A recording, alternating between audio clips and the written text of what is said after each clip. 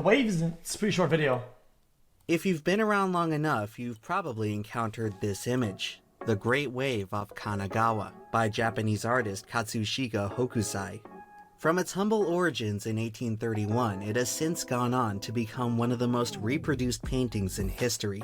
Few other works have managed to captivate our attention with such striking elegance and power. Due to how closely intertwined Japanese culture is with such events, many onlookers over the years have assumed that the Great Wave is depicting a tsunami. However, modern research suggests that Hokusai's illustration may actually feature something entirely different. A phenomenon which, in some regards, is even more terrifying. Oh yeah, I've seen it before. One which we have only just begun to understand. It would seem that mankind has always had a complex relationship with the sea. For millennia, it was perhaps the single biggest obstruction standing in the way of human progress. Today, we tend to think of the ocean as a conquered frontier, a stepping stone in the development of civilization that we overcame long ago. With that in mind, it's easy to lose sight of just how recently our apparent mastery of maritime travel was achieved. It's common knowledge that human beings now exist pretty much everywhere on the planet, but that wasn't always the case. For the first 90% of our existence, the ocean served as an impassable barrier, restricting us to the Eurasian landmass. It was only through the onset of Ice Age events when we could access new territory through temporary land bridges. Islands and especially remote places continued to elude us for millennia. The prospect of crossing deep water for long distances proved far too daunting until significant strides in watercraft could be made. It took until 5,000 years ago before the Caribbean islands saw their first inhabitants. Madagascar was reached just 2,500 years ago, and New Zealand only saw its first settlers within the last millennium. Even then, no one else on the planet had any idea that these places existed. Only after the advent of maritime trade routes did the true scope of civilization become known. Chat, isn't at one point they broke this like Egypt or whatever? They control the spot and then they man-made some hole. By the 1500s, yeah, that one, man would successfully circumnavigate the globe, allowing for the creation of the first comprehensive world maps. When it comes to old maps, it's interesting to watch them gradually start to become more accurate over time. But what's more interesting is a little detail which began to appear on many of them. During the Age of Discovery, it was common for some cartographers to include illustrations of sea monsters in the more vast stretches of ocean. As the number of transcontinental voyages increased, a few ships would never reach their destination. With no way of knowing what happened to them, our imaginations were left to run wild. And so, the ocean would earn its reputation as a place of great mystery and mythology. It was common for seafaring cultures to attribute the cruelty of the ocean to some kind of vengeful deity. I mean, who wouldn't? The unknowable vastness of the sea sparked wild speculation of fantastical lands waiting to be discovered. The fabled island of Atlantis would captivate scholars for centuries as a utopian civilization which tragically sunk beneath the waves. Equally unverifiable was the lost continent of Mu, rumored to exist between Asia and the Americas. Others saw the ocean as home to monstrous beings beyond our comprehension, from the colossal ship-devouring Leviathan to the unsettling temptation of sirens, whose irresistible song would lure sailors to their doom. The sea continues to tempt us to this day. For as long as maritime trade has been logistically viable, the rich and powerful have gravitated towards the water's edge. In the modern day, waterfront property continues to reign supreme as the most desirable real estate on the planet. Despite the ocean's adversarial role in our history, we sure do love being near it. Perhaps it satisfies some latent desire to flirt with the uncontrollable. It seems like everyone wants to come to the water until all of a sudden... lukewarm take it. You want to be close to the water, but not too close to the water, because then you get the trash, the smell, the salt, the sand, just kind of close, just as you can see it, not too close. Like a fire, to us. As many in America have ventured closer to the coast, the Cascade Indians have migrated inland. Their ancestral wisdom warns of a terrible tragedy for those who fail to respect the power of the sea. The legend they follow is very much based on a real incident. The Cascadia tsunami of 1700, an event so destructive that its effects were observed more than 4,500 miles away in Japan. In recent times, a tsunami of comparable strength occurred in 2004 off the island of Sumatra, where a magnitude 9.2 earthquake triggered a wall of water up to 100 feet tall. What? Coastlines near the epicenter were inundated as far as 2.5 miles inland. Currently, it stands as the deadliest natural disaster of the 21st century, Mountains. resulting in fatalities as far away as South Africa. For the modern world, it was a stark reminder of just how frightening the ocean can still be. Tsunamis are the most well-known of the extreme wave phenomena lurking out in the open water. The word tsunami is often used interchangeably with tidal wave, although this is a misnomer. While there's no concrete definition for what a tidal wave actually is, the terminology most closely refers to a tidal bore, sizable waves which funnel into narrow tributaries. Unlike tsunamis, which are tectonic in origin, tidal bores are driven by rising tides resulting from the gravitational pull of the moon. And while bores are far less destructive overall, they still have the potential to be deadly. They are most common in waterways with powerful tidal flow, such as the Bay of Fundy, home to the highest tidal range on Earth. One of the most notable bores can be found on the Amazon River. Known by the locals as Pororoca, the strongest tides of the year create a seemingly never-ending wave, one which spawns at the edge of the Atlantic and travels hundreds of miles upstream. Fortunately, tides are predictable enough that they don't tend to cause much harm on their own. However, they become far more threatening when combined with another ocean phenomenon, storm surge, an effect produced when intense winds from a tropical cyclone push the sea inland. Depending on the direction of the wind, orientation of the coast, and strength of the tide, storm surge may produce devastating results. In 2005, Hurricane Katrina triggered a peak storm surge of 27 feet along the Gulf Coast. The widespread flooding would contribute to the costliest damage of any storm in U.S. history. The highest storm surge on record happened all the way back in 1899, when Cyclone Mahina struck Bathurst Bay, Australia. Insane. Considered among the most powerful storms to ever make landfall, it summoned an astounding 43-foot-tall surge. The scope of the disaster became clear when survivors later discovered numerous sharks and dolphins stranded miles inland. Had it occurred in a more populated area, the results could have been catastrophic. Okay, that's fucking Storm insane. surge, along with tidal bores and tsunamis, are commonly regarded as the most hazardous nautical events. These three Flash phenomena flood? contribute to What's not by nautical? far the greatest quantity of oceanic casualties.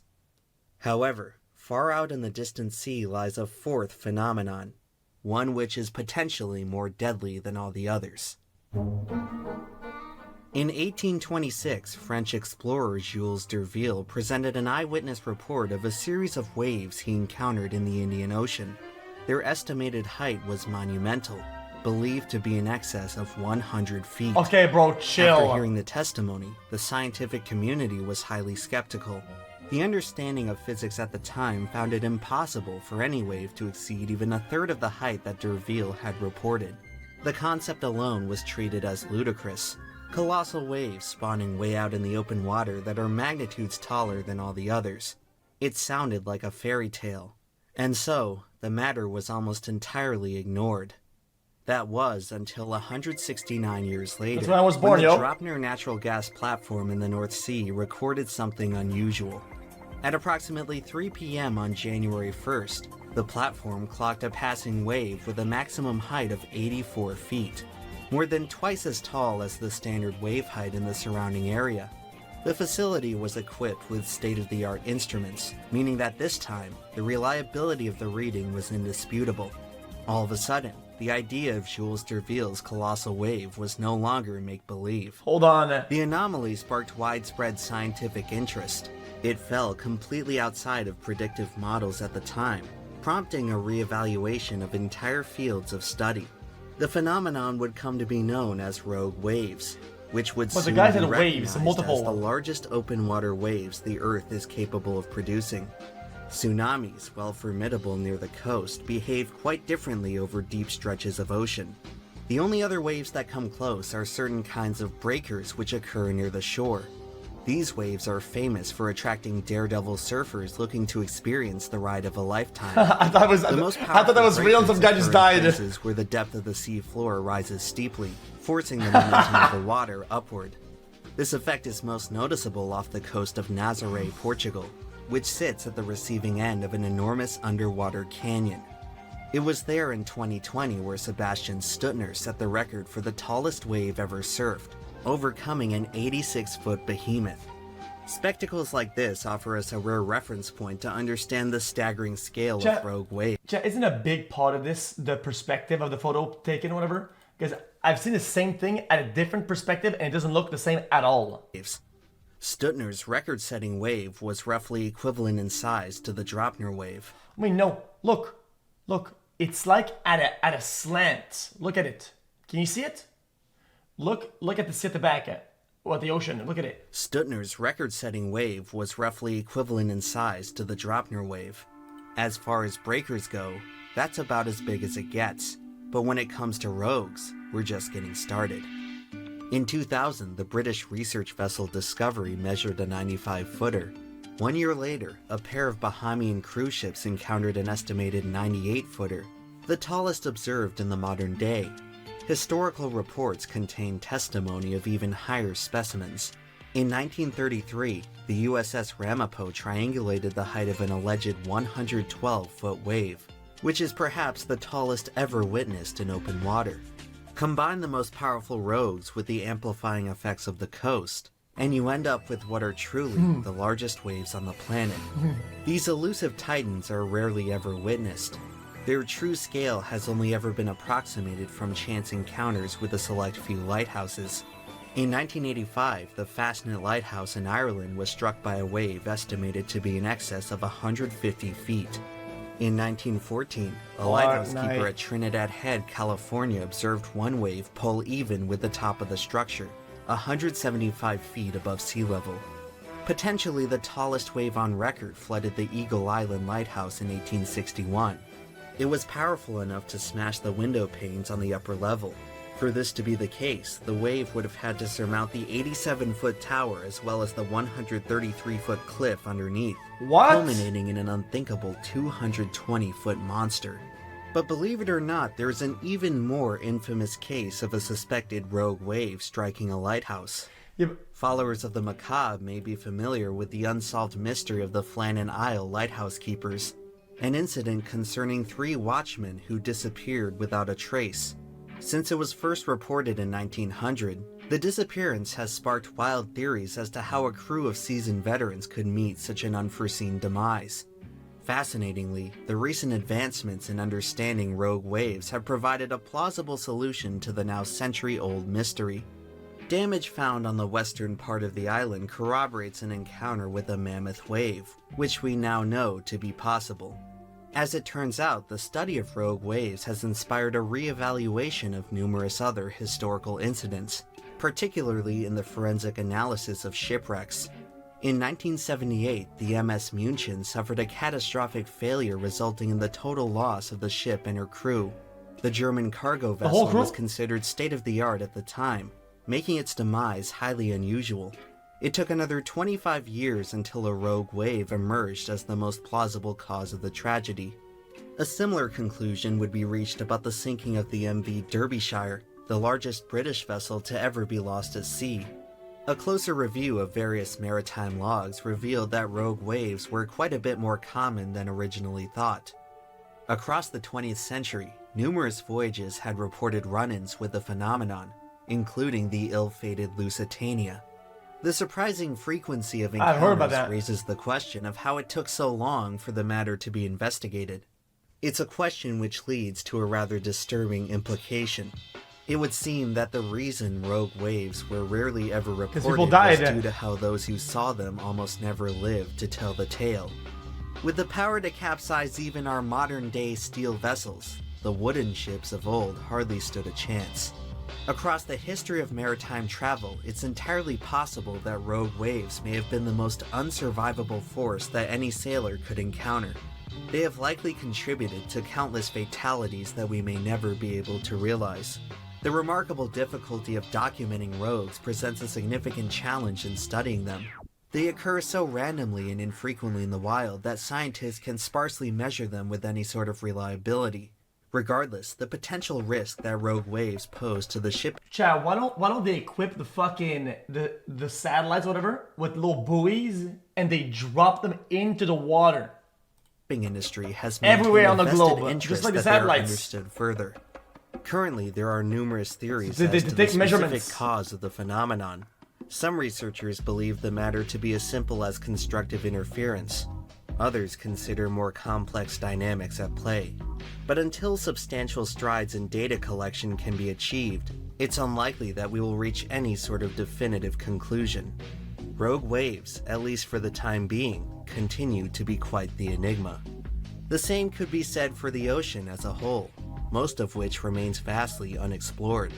After all this time, it still has the uncanny ability to make our imaginations run wild. Despite all of our progress towards mastering the sea, we are constantly reminded that it must not be underestimated. To this day, the ocean persists as a profoundly daunting domain. It stands as a defiant reminder of how much we have yet to understand. At any given moment, only a minuscule fraction of the sea falls within the watchful eyes The of man. Titanic submarine. What lies beyond continues to prevail as one of the last great mysteries of the modern age. It's impossible to know just what else may be lurking out there, waiting to be discovered. The ocean is still full of surprises, some of which may have been hiding in plain sight all along.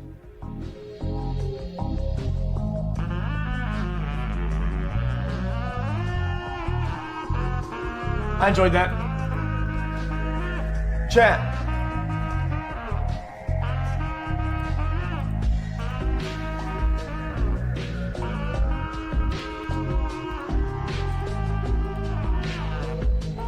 Well, I want to see more of it. What the heck? Okay, here it comes. Yo, this is X on the beat, yo. Okay. My voice as well. That S. Anyone knows that boy? I don't know, he's just so soy. Anyone knows that boy? I don't know, he's just so soy. Again, that was pretty good. cool.